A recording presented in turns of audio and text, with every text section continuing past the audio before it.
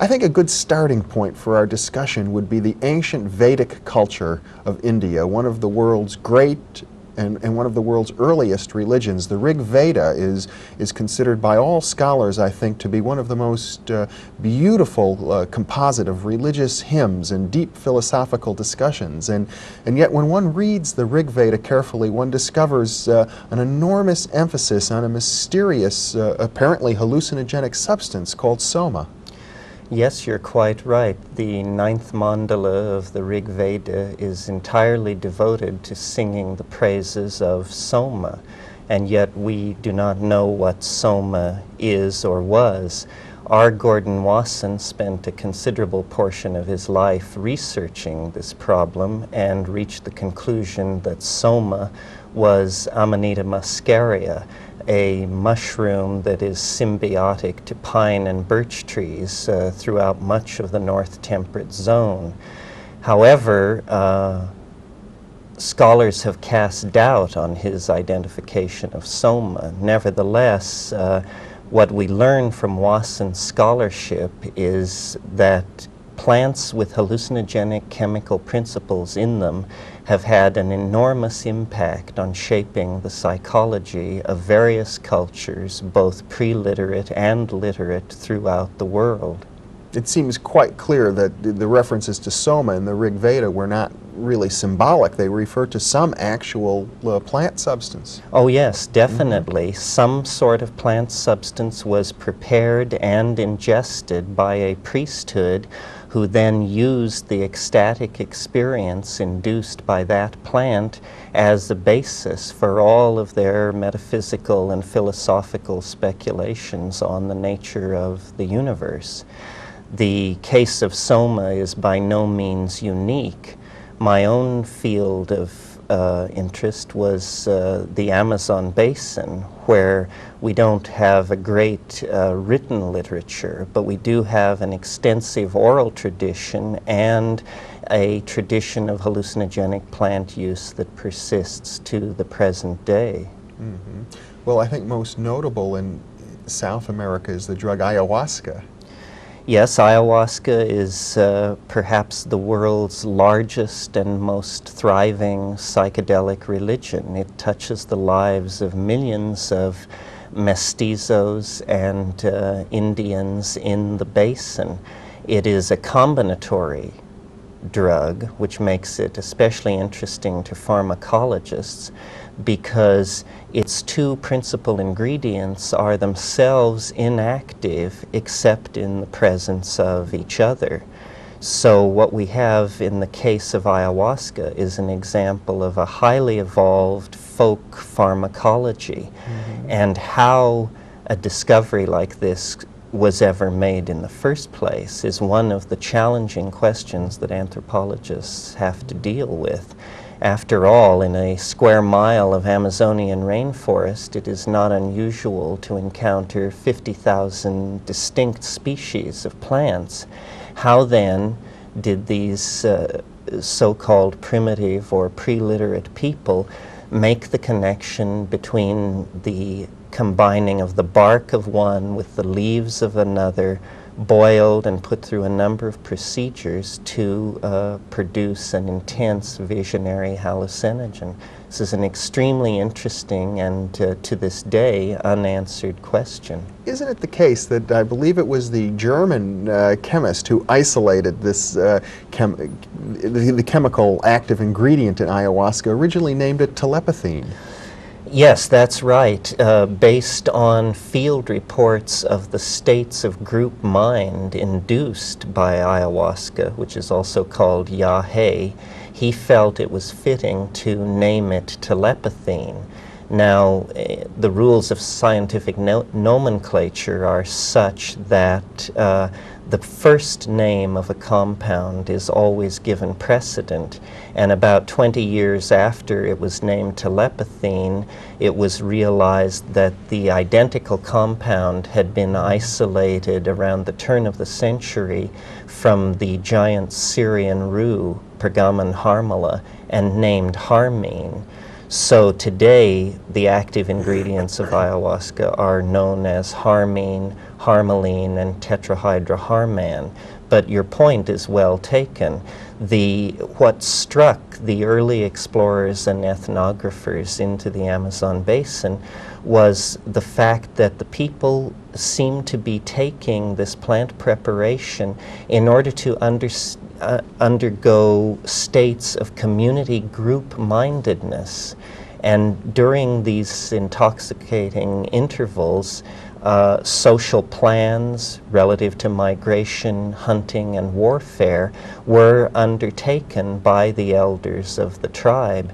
And though the name has been changed to the more innocuous harmine, nevertheless, there's a continued persistence of the feeling that telepathic and group mind states are induced by this particular plant mixture. And it's particularly interesting in the light of the fact that the chemical constituents which make it go are in fact found endogenously in the human brain.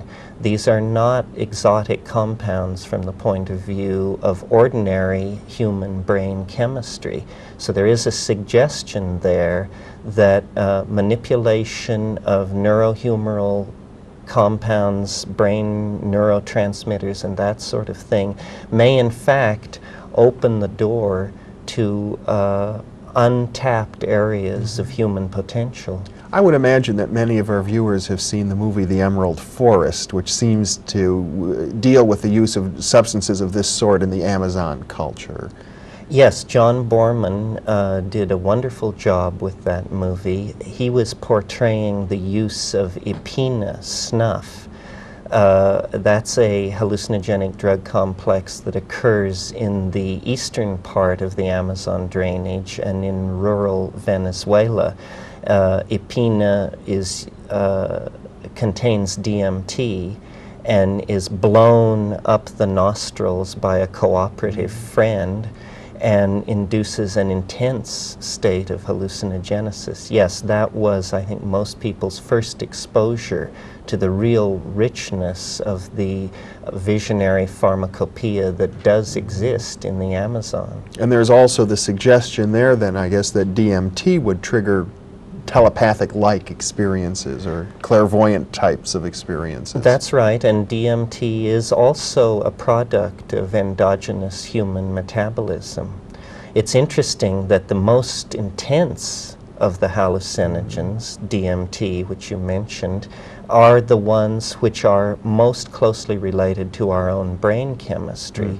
So far from these compounds being alien to the brain or being an insult to the physical brain, what they really represent are the shifting of ratios of compounds already present in the ordinary brain. Well, DMT, I believe, is dimethyltryptophan. Tryptamine. Tryptamine. That's right. Tryptamine. It's related to the protein tryptophan, is it not? It's related to the protein tryptophan. It's also related to serotonin. Serotonin is a neurotransmitter which occurs in all life and is most concentrated in the higher primates and most concentrated there in man. It is 5-hydroxytryptamine, while DMT is, as you mentioned, NN-dimethyltryptamine. So there is a very close structural affinity between this extremely potent and exotic hallucinogen and the very common basis for ordinary consciousness, serotonin. That's correct. Now, other cultures around the world have also used other types of substances. I think it might be interesting to talk, at least briefly, about alcohol, which is referred to so often in the Bible, for example. Yes, well, we tend in our culture to make a radical distinction between drugs and foods, with what we call spices sort of falling somewhere in the middle. In point of fact, a culture is what it eats, and an individual's personality is often largely a reflection of their diet. There has not been a human culture that did not bear upon it the stamp of its relationship to certain plants which altered the individual and mass psyche. We can think of numerous examples, the influence, for instance, of sugar on the growth of 19th century mercantilism, or the way in which the British manipulated opium policy in the Far East, or, as you mentioned, alcohol, which has always been the drug of choice in Western culture. Who can imagine modern industrial office culture without coffee? These are major drug dependencies that have placed their stamp on the lives of millions and millions of people. It's simply that we choose to linguistically define it in such a way that the effect is not something most people are cognizant of. I think coffee is a very interesting example because when it was first introduced into our culture, as I understand it, was considered virtually a hallucinogenic drug.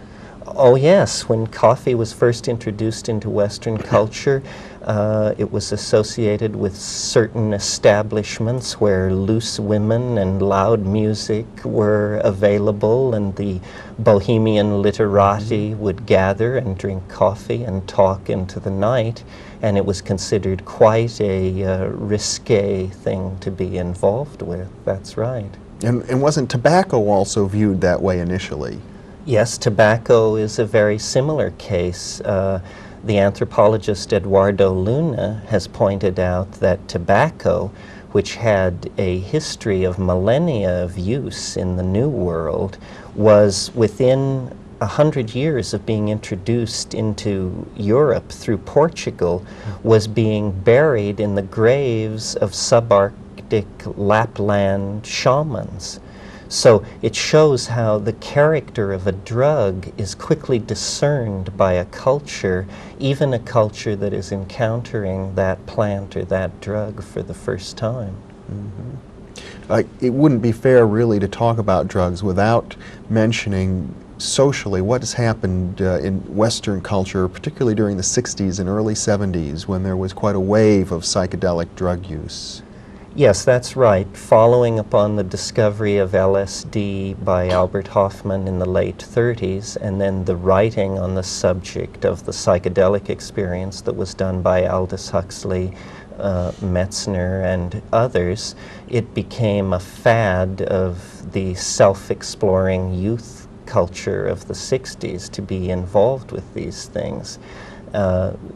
This was during a time of great social upheaval for other reasons, and the end product of that historical episode was the complete suppression of the study of psychedelic drugs, and in my opinion, to the great detriment of the development of psychology.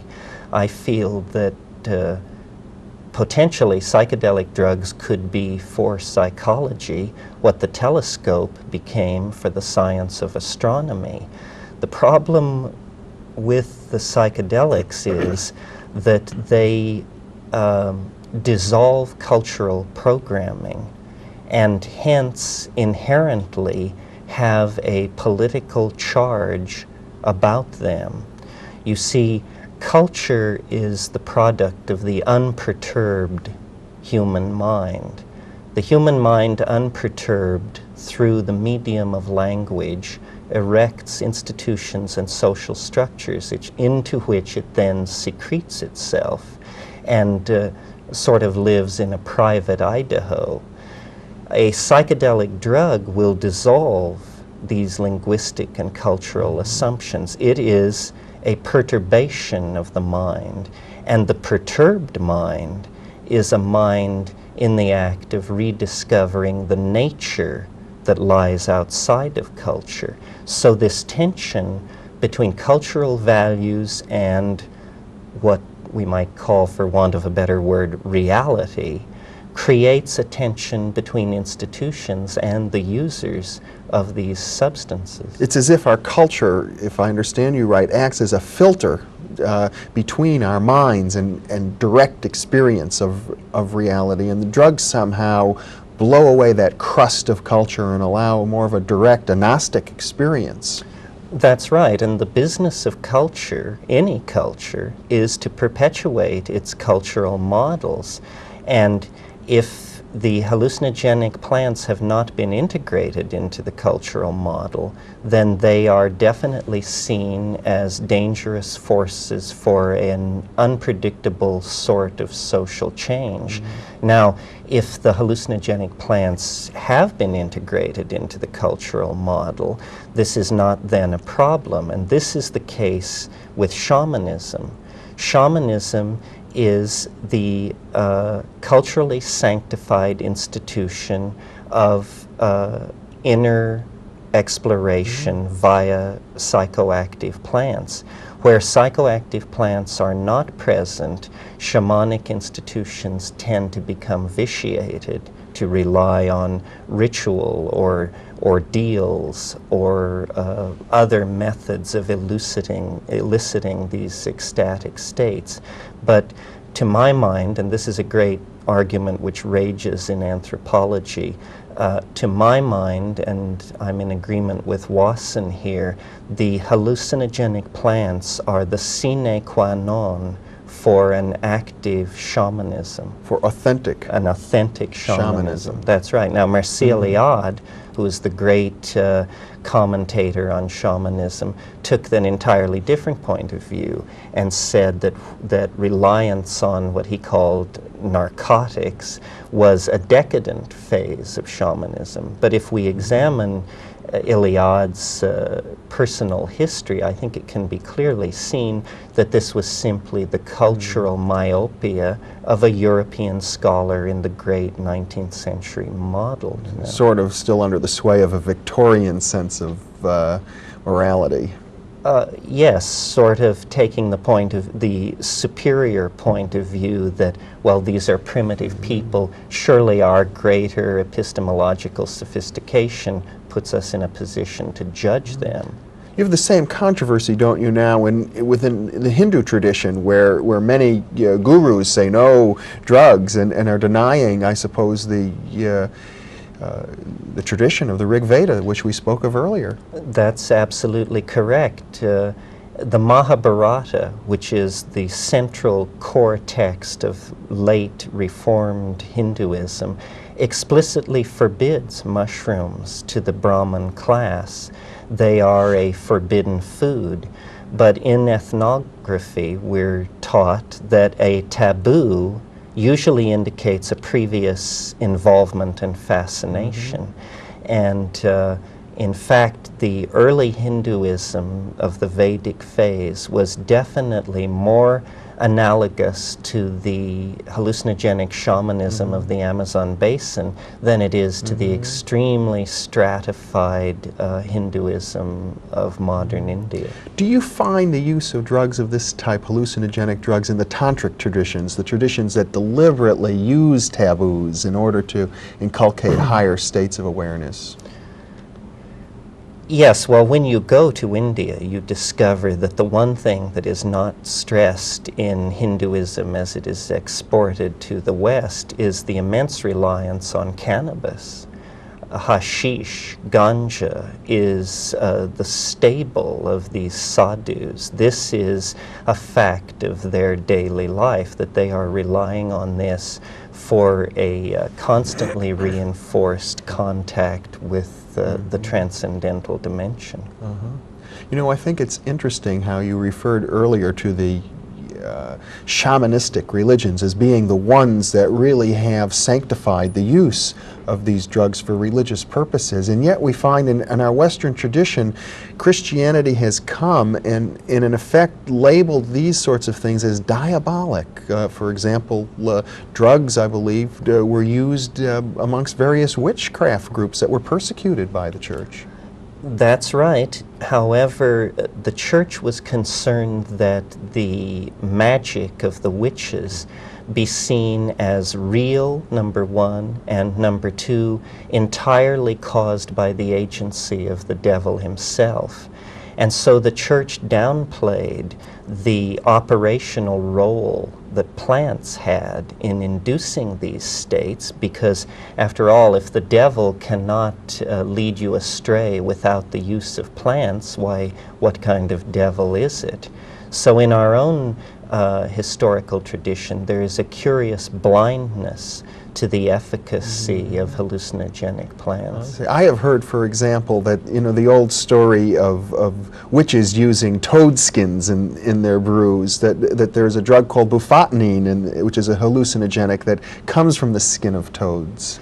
Well, there was excitement about bufotenine in the mid-60s. It was later shown to be non-psychoactive. However, since then, toads have been found which do secrete DMT-like compounds, and it's fairly clear that the cauldron chemistry of the witches, which relied on datura, hellebore, monkshood, henbane, these sorts of plants, was a powerful visionary chemistry, although these compounds, the tropane alkaloids that occur in those plants, tend to be more deliriants and confusants than what I call the classical psychedelic compounds, which are more the tryptamines and the beta-carbolines.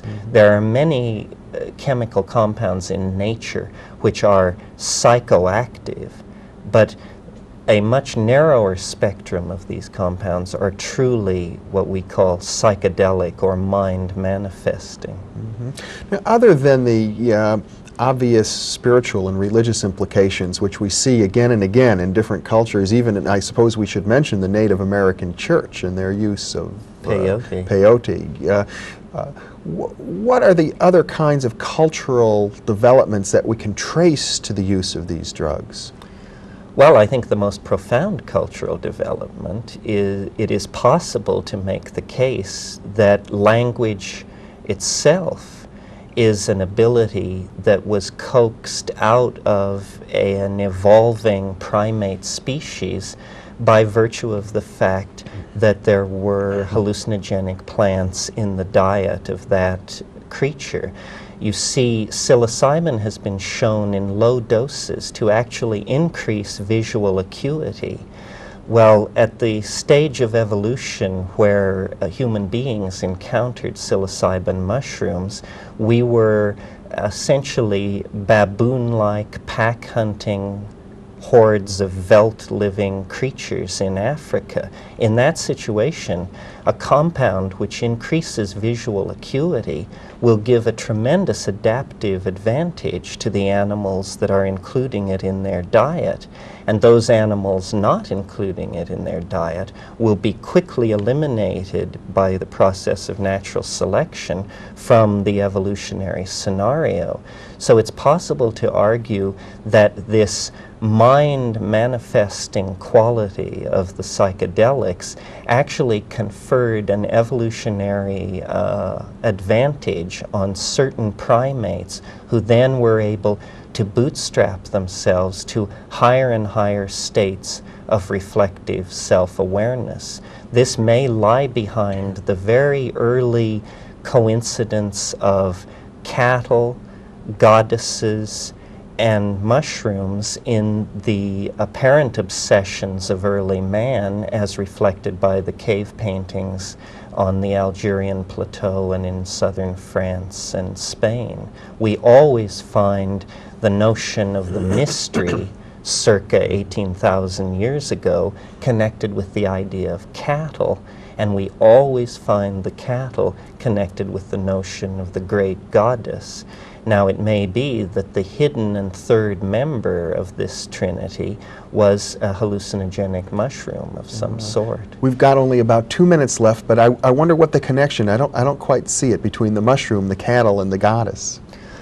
The mushrooms grow in the manure of the cattle. When the hunting packs of early primates followed along behind the cattle, they inevitably encountered the mushroom, ate it, had their visual skills thereby increased, bred more readily, therefore, and survive more easily than their non-mushroom eating cousins.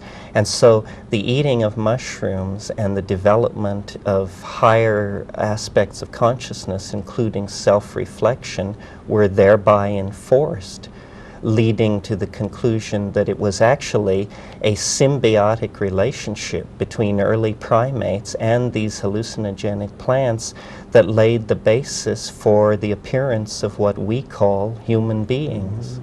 Well, Terence McKenna, this is a very interesting discussion. You seem to be suggesting that our evolution, I suppose, from the animal kingdom into the human kingdom itself was catalyzed or triggered by our encounter with these hallucinogenics. And yes, we are an ape with a symbiotic relationship to a mushroom, and that has given us self-reflection, language, religion, and all the spectrum of effects that flow from these things. yeah, and one can only wonder how these hallucinogens might affect our future evolution as well.